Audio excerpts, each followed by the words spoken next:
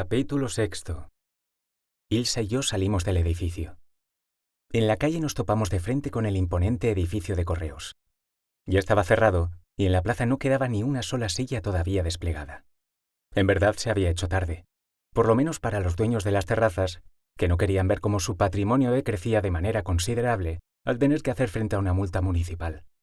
¿Dónde vamos?, le pregunté. La gente que aún quedaba en la plaza no permanecía allí mucho tiempo. En ningún caso parecía ser ese su destino final. Simplemente la usaban para dirigirse a babor o a estribor, al Gótico o al Born. Ninguna de las dos opciones le convencía. Desde luego, el Born quedaba descartado en primer lugar. Allí estaba su galería y el mundo al que había renunciado un par de horas antes. Todavía no estoy preparada para encontrarme con ellos, me confesó. ¿Y si vamos a otro sitio? ¿Qué te parece por el Mercat de Santa Caterina? No, demasiado cerca. Llévame a la otra punta, donde jamás puedan encontrarnos. Así será. Le cogí del brazo y nos acercamos a la carretera. Miré a un lado y a otro y llamé al primer taxi que se aproximaba. El coche se detuvo. Por favor, le dije a Ilsa mientras le abría la puerta. Lo rodeé y entré por la puesta. ¿Dirección?, me interrogó aquel taxista con su evidente acento magrebí. Al carrer de Manacor. ¿Número? Ya le diré. Vale, amigo. Y salimos disparados. Se llamaba Moussa. Eso decía el cartel que colgaba del extremo derecho del parabrisas. Una información que me resultó extremadamente útil para dirigirme a él con un tono familiar y advertirle de que, si bien carecíamos de miedo, no teníamos tanta prisa por encontrarnos con la parca. ¿Qué hay en la calle Manacor?, intentó averiguar Ilsa. Para serte sincero, no hay nada, absolutamente nada. ¿Y por qué nos dirigimos a la nada? Porque a veces, querida Ilsa, es necesario huir de cualquier destino perceptible. Recorrimos la ciudad al completo, del sur al norte, y subidos en aquel taxi pudimos observar las distintas clases de personas que recorrían las calles de arriba abajo. En las Ramblas, cientos de turistas andaban a la caza de una pizca de efímera diversión a bajo precio. Después, la emblemática Font de Canaletas dio paso a la inmensidad de Plaza Cataluña, el antaño Gran Hotel Colón, las Fuentes Gemelas y su espectáculo de luces, Paseo de Gracia, el esplendor del modernismo, el Jardiners, la gran subida de la Casa Francesc Cama, la Plaza de Lesseps y, por último, nuestro destino, el carrer de Manacor y la entrada a los jardines del Turó del Putxet. ¿Qué hacemos aquí, Manuel? ¿Está cerrado? Sí, por eso hemos venido, porque está cerrado. Me adelanté y con un poco de esfuerzo salté la verja. Vamos, ¿a qué esperas? Ilsa me siguió. ¿Ves?, insistí. Las indicaciones no están para quien tiene el valor de omitirlas. El acceso al parque estaba escasamente iluminado. 3 farolas habían sido colocadas en forma de triángulo en el inicio del camino que conducía al corazón de los jardines. Y una de ellas, la ubicada en el vértice superior, estaba casi fundida y emitía destellos disímiles imposibles de predecir. ¿Estás seguro de que quieres seguir?, me preguntó Ilsa un poco asustada. Sin duda. No te preocupes, aquí no hay nadie. Quiero enseñarte algo. Te gustará, ya verás.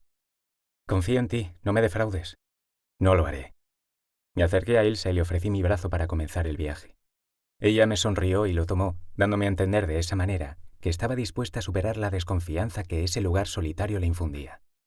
A medida que nos adentrábamos en los jardines, todos los objetos que circundaban el camino de tierra iban sucumbiendo paulatinamente a una oscuridad cada vez más despiadada. Llegó un momento en que hasta nos resultaba difícil reconocer las siluetas de los distintos árboles que se erigían en los laterales del camino. Era como si marcháramos acompañados de decenas de sombras de gigantes que se movían y se inclinaban una y otra vez al compás de la brisa otoñal que soplaba ligera. Nosotros seguíamos andando y alejándonos con cada paso de la entumecida civilización que a esas altas horas de la noche dormitaba en sus guaridas. Nos sentíamos únicos. Éramos diferentes a los demás, porque habíamos renegado en tantas ocasiones del feudo terrenal que ya no era posible la vuelta atrás. Ellos tan solo reposaban y recobraban fuerzas para emprender un nuevo día. No eran conscientes de la auténtica hermandad entre el sueño y la vigilia. Creían que todo se trataba de un proceso sucesivo y perpetuo. Sueño, vigilia, sueño, vigilia. Todo es tan sencillo. Todo consiste en seguir las pautas, las simples instrucciones que aprendemos al nacer. Necios, inconscientes. Malgastáis un tercio de las horas que se os han concedido. No prestáis atención a cuanto acontece en la penumbra. Sois seres de luz en el peor sentido de la palabra, habitantes de una lucecilla encantadora y apacible. El sendero terminó y dio entrada a un parque infantil. En el centro había un castillo edificado en plástico de diversos colores, y a sus laterales, 2 caballitos y un león sostenidos por grandes y oxidados muelles, cuyo movimiento simulaba la marcha natural de esos fingidos animales. Daba la impresión de que hubieran sido colocados allí a modo de protectores de la fortaleza. Los caballos en retaguardia y el valiente león en vanguardia, dispuesto a enfrentarse con cualquier enemigo que osase aproximarse hostil a su baluarte. En el extremo izquierdo de ese rincón de juegos, creímos distinguir un objeto que automáticamente nos transportó a otra época. La oscuridad ocultaba algunas de sus piezas, pero a medida que nos íbamos acercando, lo reconocimos sin dificultad. Era un columpio, un solitario arco rectangular de metal del que colgaba un tablón de madera sostenido por 2 cadenas de hierro. Se movía muy poco, al mismo ritmo que lo hacían los árboles. Y cuando se desplazaba hacia adelante y hacia detrás, provocaba un ruido que revelaba su vejez. O puede que solamente la desidia del responsable de engrasar sus piezas en el plazo indicado. Ilsa, ¿puedo pedirte un favor? Sí, claro. ¿Me columpiarías? ¿En serio? Asentí con la cabeza. Nunca he hablado tan en serio. Bueno, si eso es lo que quieres. De modo que me abalancé hacia el columpio y tomé asiento en el tablón de madera. Ilsa se puso detrás de mí y empezó a empujarme. ¡Más fuerte!, le pedí. Y ella tomaba carrerilla y se propulsaba con su propio cuerpo para adquirir más potencia. Pasaron los minutos y noté cómo poco a poco sus fuerzas se iban desvaneciendo. Gracias, Ilsa. ¿Ya está? Sí, quiero contarte una cosa. Te escucho. Le confesé entonces que siempre me había obsesionado la idea de la vuelta a la infancia. No como un vulgar viaje en el tiempo, no. Era algo mucho más profundo, algo más difícil de explicar y por ello mucho más íntimo y personal. Recuerdo una noche, le conté. Era todavía un niño. No podía dormir y daba vueltas en mi cama como un rodillo amasando el pan. De repente se encendió la luz del pasillo y unos segundos más tarde comencé a escuchar el piano de mi madre. Me pareció raro a esas horas, así que me levanté y puse rumbo al salón. Allí estaba ella, en la penumbra, acompañada de un pequeño candelabro cuya luz tenue ni siquiera le permitía leer sus partituras. No le importaba. Tenía los ojos cerrados y tocaba. Permanecí de pie detrás de ella mientras terminaba la pieza. Quería preguntarle si estaba bien, si había ocurrido algo, pero su viejo piano no paraba de sonar. Nota tras nota, los objetos mundanos de la habitación fueron desvaneciéndose. Luego los muebles, las paredes, el suelo. Estábamos en medio de un bosque. Las sombras dieron paso a la luz de la luna. Se reflejaba en cada hoja de unos árboles tan frondosos que apenas dejaban resquicios por donde advertir qué había encima de ellos. La hierba cubría los pies de mi madre. ¿Y los míos? Cada soplo de aire que respiraba se introducía en lo más recóndito de mi ser. Aromas profundos y evocadores de todo lo primigenio. Tuve la sensación de pertenecer a todo aquello, a la soledad y al silencio solo quebrado por la melodía que emergía de esas teclas de marfil. Quise quedarme en ese lugar, escuchando eternamente el piano de mi madre. Allí no existía el tiempo. Siempre seguiría siendo un niño. Cerré los ojos un instante y súbitamente desperté en mi cama. Había amanecido, y el único sonido que se oía era el de un pájaro cantando junto a mi ventana. Me sentía confuso. No entendía qué había sucedido. Los árboles y la hierba habían desaparecido y me encontraba de nuevo en mi casa. Me quedé tumbado pensando, medio en trance. Todo apuntaba a que había sido un sueño, aunque tan terco como era y sigo siéndolo, me negué a creerlo. Esa luna fue real, esa melodía tranquila y estremecedora a la vez, no había sido producto de mi imaginación. No quise decir nada a mi madre, y preferí que la emoción de la duda se apoderara de mí. Solo así, pensé, tal vez, en algún momento, lograría fuerzas suficientes para transportarme a aquel tranquilo lugar y escuchar su piano. Años más tarde, ahora, en los días grises y cotidianos, cierro los ojos, me abandono a lo exterior y realizo un viaje a lo más profundo de mis recuerdos. Puedo escucharla tocando a Chopin, a Schumann, a Liszt. De esa forma me habla sin pronunciar palabra. La música es su lenguaje, y nosotros conversamos a través de las notas de su piano. Ilsa trató de entender mis reflexiones. Obviamente no podía hacerlo del todo, porque sus vivencias habían sido diferentes a las mías. Cada uno de nosotros no es más que un conjunto de recuerdos, anécdotas y experiencias que vamos acumulando a lo largo de los años. Podemos esforzarnos por comprender las ajenas, pero es una tarea difícil, casi imposible, pues a veces ni siquiera somos capaces de asimilar las propias. En cualquier caso, creo que ella se dio cuenta de cuál era la razón última por la que le había pedido que me balancease en aquel columpio. Una simple ojeada a ese objeto había hecho crecer en mí la necesidad de una leve pausa en mi pesada existencia. Y cuando le invitaba a que me empujase más fuerte, era tan solo porque sospechaba que la mera velocidad podía provocar la transmutación de todo cuanto se alzaba a mi alrededor. El regreso a cualquier tiempo pasado en el que mis manos y mis dedos fueran más pequeños de lo que eran al subir al tablón. Un tiempo en el que los espejos estaban colocados a demasiada altura y apenas reflejaban la íntegra morfología de mi rostro infantil. El eterno anhelo de escapar por un instante, y ello, pese a que no deseaba estar en ningún otro lugar. Vamos, Ilsa, todavía no hemos llegado. Espero que no falte mucho. ¿Por qué? ¿Estás cansada? No, son estos malditos zapatos. Pues quítatelos. ¿Estás loco? ¿Por quién me has tomado? Sí, es verdad. Discúlpame, a veces no sé lo que digo. Había cometido un error, y lo pagué durante el resto de nuestro paseo. Puede parecer una tontería. Para ella, sin embargo, no lo era. Es curioso cómo los cánones de relevancia sobre ciertos asuntos pueden variar tanto de una persona a otra. Lo que para unos es intrascendente, puede que incluso motivo de burla, para otros resulta lo más esencial y representativo de su personalidad. Le pedí perdón en varias ocasiones y ella me decía que no me preocupase. Pero en el fondo ya sabía que mi comentario, por muy inocente que hubiera sido, había significado su relegación a la llanura de lo idéntico.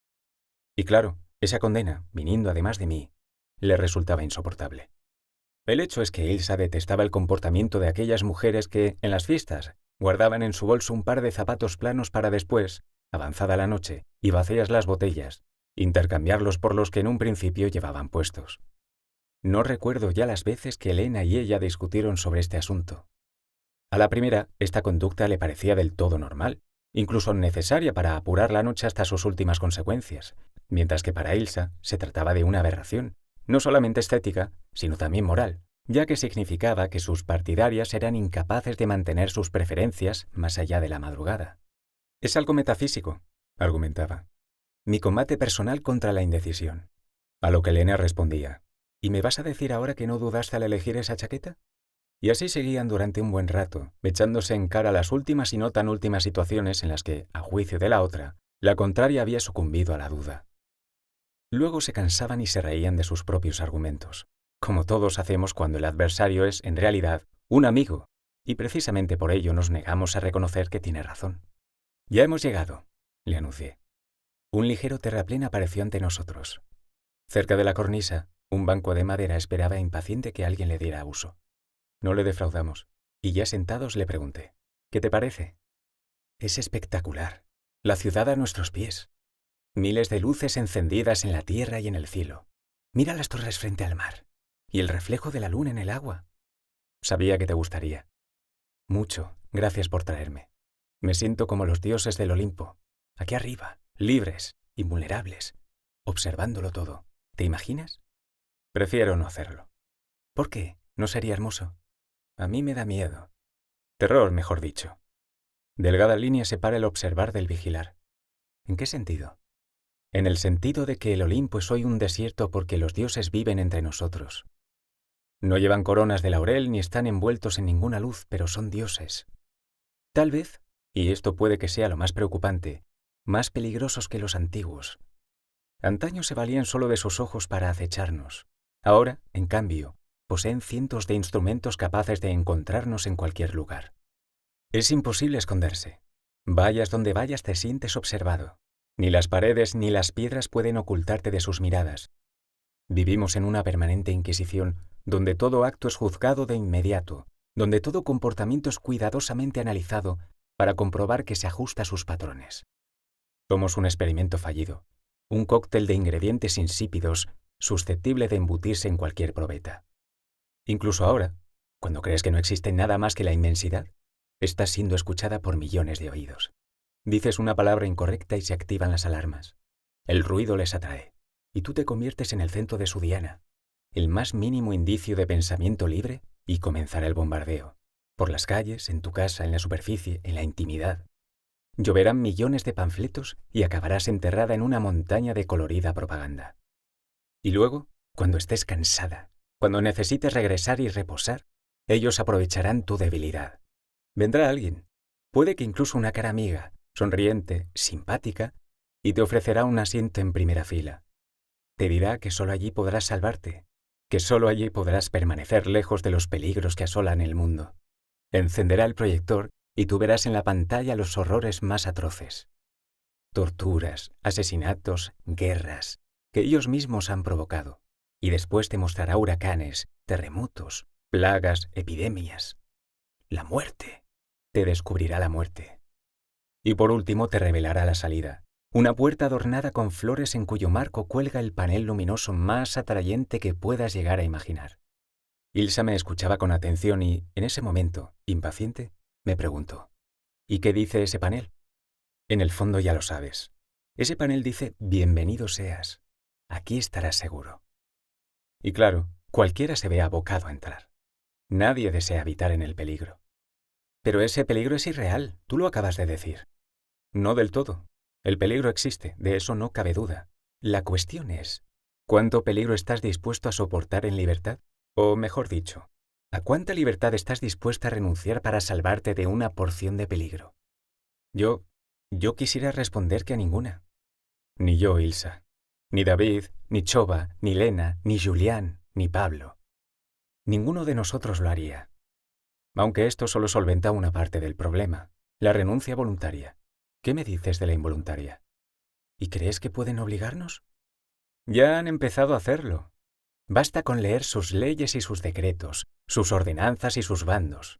La normativa es infinita, y todas son restrictivas, todas nos limitan.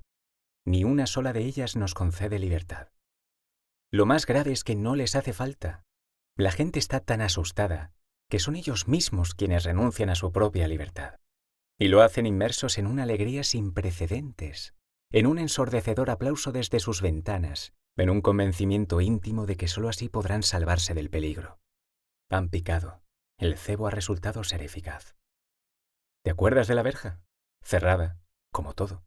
Por eso la hemos saltado, para demostrarles que nosotros no permaneceremos impasibles ante el ocaso. Pero nosotros somos la excepción, y lo somos porque resistimos, porque les plantamos cara y les repetimos una y mil veces que no. En cualquier caso, nosotros estamos llegando al final. Cada vez somos menos. Tan pocos que no representamos más que una pequeña molestia, un diminuto mosquito que revolotea a su alrededor. No les merece la pena aplastarnos. No necesitan ensuciarse las manos, porque saben que el tiempo es su mejor aliado.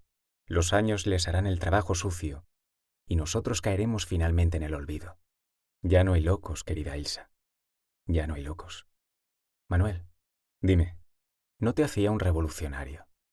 Y no lo soy, no te preocupes. Hace tiempo que guardé las banderas rojas en lo más profundo del armario. Mi revolución no es de este mundo porque no es tangible. De hecho, creo firmemente que una revolución, si en verdad desea ser tal, no puede ser fácilmente perceptible. Los sentidos nos engañan. La auténtica revolución reside dentro de nosotros. Y no es otra cosa que la revolución de las conciencias, la autoliberación del moralismo imperante, la rotura de nuestras propias cadenas. Solo cuando consigamos entender esto, podremos mirarnos orgullosos al espejo y reconocer frente a nosotros a un verdadero revolucionario. Lo demás, querida Ilsa, es mera publicidad, o, como decía Boris Vian, simpático esnobismo. Todo esto da miedo, mucho. Ilsa me agarró la mano y me dijo: tal vez habría sido más bonito vivir en el pasado. Es posible, pero este es el tiempo que nos ha tocado vivir. Y la nostalgia de otra época, por justificada que sea, poco puede ayudarnos a soportar nuestra pesada existencia. Asintió con la cabeza y sacó un paquete de cigarrillos del interior de su bolso. Luego rebuscó en los bolsillos de su chaqueta y acabó por encajar el pitillo en su larga boquilla negra. ¿Sabes que fumando así tienes un aire a Marlene Dietrich? Prefiero a Louis Brooks. ¿Por qué? Marlene hablaba alemán como tú. Sí, aunque yo soy austríaca y ella nació en Berlín. ¿Entonces? Siempre he preferido el cine mudo. Ya sabes, gestos y música. Es simple y a la vez grandioso. Después del cantante de jazz nada volvió a ser igual. El cine murió en los años 30. No me seas drástica. ¿Qué me dices de Anne Blyth? ¿De Audrey Hepburn? ¿De Ingrid Bergman? ¿De Olivia de Havilland? Nada. ¿De verdad? ¿Ninguna de ellas te dice nada? Bueno, si acaso una. ¿Quién? Tú no la has nombrado. Eran solo ejemplos. No la has incluido entre tus ejemplos. ¿Y no me vas a decir quién es? Sí, Vivien Leigh. Déjame adivinarlo. Te advierto que no es por su papel en Gone with the Wind. No iba a decir eso. ¿Me crees tan predecible? Ella negó con la cabeza y yo intervine de nuevo. Es por su trágico final. Así es. ¿Sabes que cuando murió todos los teatros de Londres apagaron sus luces durante 1 hora? Poco me parece, una vida por 1 hora. Eso mismo pienso yo. ¿Quieres uno? Me dijo abriendo la cajetilla. No, gracias. Ya sabes que no fumo. ¿Yo te he visto fumar? Sí, es cierto. En alguna ocasión he fumado, pero recuerda que siempre han sido puros, nunca cigarrillos. Cuestión de preferencias. En efecto. ¿Entonces no quieres uno? No, gracias. Prefiero ver cómo fumas tú. Vale, procuraré tirarte el humo. Si lo haces con estilo, tienes mi permiso. Manuel, yo todo lo hago con estilo. Pues tienes mi permiso. Y expulsó el humo de su primera calada envolviéndonos a los dos en una burbuja gris. Ella fumaba tranquila mientras contemplaba la noche y la ciudad, y yo no podía dejar de preguntarme el porqué de su discurso en casa de David. ¿Sabes, Elsa? Me ha sorprendido gratamente lo ocurrido esta noche. ¿A qué te refieres? A tu confesión. ¿Te hablabas en serio? Por supuesto. ¿Por qué iba a mentiros? No sé, simplemente me ha sorprendido. A mí también me hubiera sorprendido hace unos días. ¿Y a qué se ha debido ese cambio? Me cuesta creer que haya sido solo por el cuadro de Chova. Bueno, la gente cambia.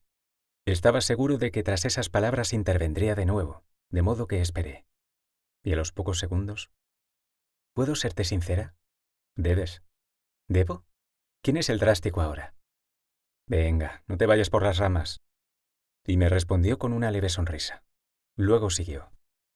La verdad, Manuel, es que he llegado a la conclusión de que pasamos la mitad de nuestra vida intentando ser aceptados por la sociedad y la otra mitad lamentándonos porque somos incapaces de lograr la aceptación que, en un principio, nos habíamos propuesto. Cuando llegué a Barcelona estaba sola. No tenía a nadie con quien dar un paseo o tomar un café. Y eso es duro. La soledad es difícil cuando no es voluntaria. Una tarde, caminando por el paseo del Born, me fijé en un grupo de lo más peculiar. Chicos y chicas vestidos de forma extravagante y sentados en una terraza bebiendo champán. Hablaban, reían e incluso algunos cantaban. Me acerqué, me senté en una de las mesas vacías y puse atención. Eran todos artistas. Bueno, eso pensaba antes. El caso es que hablaban de arte y daba la impresión de que sabían absolutamente todo sobre la actualidad cultural de la ciudad. Estaba sola, y claro, aquello me atrajo desde el primer momento. Esa tarde no hice nada, pero poco a poco fui conociéndolos e introduciéndome en su mundo. Un día, cuando me quise dar cuenta, ya era uno de ellos. Sin embargo, como bien dices, toda elección comporta sacrificios. Al principio los asumes de buen grado, y luego te despiertas y te asalta la duda. ¿Qué duda?, le pregunté. La duda de si merece la pena seguir engañándonos a nosotros mismos. Una mañana me desperté y noté como si algo me oprimiera el pecho. Me toqué y no tenía nada. Me levanté la camisa y tampoco. ¿Qué me pasaba? Empezaba a preocuparme, cada vez más hasta que, no recuerdo bien por qué, cerré los ojos y lo vi. ¿Qué viste? Un corsé. Un apretado corsé dorado que me cubría desde la cintura hasta la última costilla. ¿Y sabes qué fue lo peor? No, que súbitamente recordé que no solo fui yo quien se lo puso, sino que también yo lo había diseñado. No fueron los demás, no. No fueron esos frívolos artistas los que me engañaron. Fui yo, solamente yo la que había intentado modelarse a la imagen y semejanza de lo ajeno. Pero yo no era así. Nunca lo fui. Me había convertido en alguien a quien no conocía. Restringía mis pensamientos y mis acciones y trataba de ajustarlas a un comportamiento que nunca había sido el mío. Quise ser otra persona, otra chica, como esa o como aquella, cualquiera. Menos yo. Yo ya no existía. Y te rebelaste. Y me rebelé contra mí misma. Extraños sacrificios hacemos hoy en día. Lo curioso es que todos parecen justificados. Un trabajo, una casa, una simple compañía. Todo por la diabólica idea de encajar. No quieras encajar, Ilsa. No lo hagas. Y sobre todo, no renuncies a ti misma. No renuncies a Louis Brooks, ni a Cole Porter, ni a ese vestido, ni a tu boquilla para fumar. No renuncies, porque si algún día lo haces, también estarás renunciando a esta noche. Y eso, querida Ilsa, no te lo perdonaría jamás. No lo haré, Manuel. Me alegra escucharlo. Ahora estás aquí. Sí, ahora estoy aquí. Y he vuelto a ser Ilsa, solo Ilsa. Gracias por contármelo. Gracias por confiar en mí. No hay por qué darlas. Se encendió otro cigarrillo y le dije, bienvenida, Ilsa, otra vez. Dankeschön. Ahora eres como yo, autonarquista. ¿Qué es eso? La rebelión contra uno mismo. Ser anti-yo. Me miró extrañada y me respondió, eres idiota. Bueno, de vez en cuando, como todos. Los dos quedamos en silencio. Nos confundimos con la inmensidad. Unos grillos acompañaban la imagen. Cantaban y llamaban efusivos a los otros de su especie, en una melodía que ya se había transformado en propia de aquel lugar. ¿No tienes nada que contarme?, me preguntó de pronto. ¿Sobre qué? Sobre esa cara que tenías cuando me abriste la puerta. Prefiero no hablar de eso. ¿Vale? No he dicho nada. Solo quiero que sepas que me alegro de haber venido. Y yo, Ilsa. No obstante, ¿algún día me lo contarás? Puede. ¿Y puedo saber cuándo? El día que dejes de preguntármelo. La noche llegaba a su fin y los primeros rayos de luz comenzaban a reflejarse en los edificios más altos. Era una vista privilegiada. Los colores cada vez más intensos, el mar cada vez más azul. Ilsa se apoyó en mi hombro y yo seguí contemplando el horizonte durante unos minutos. Ya es temprano. ¿Nos vamos? Le propuse al fin. No respondía. ¿Ilsa? La miré y estaba dormida. Era la más afortunada. Había vuelto a la realidad.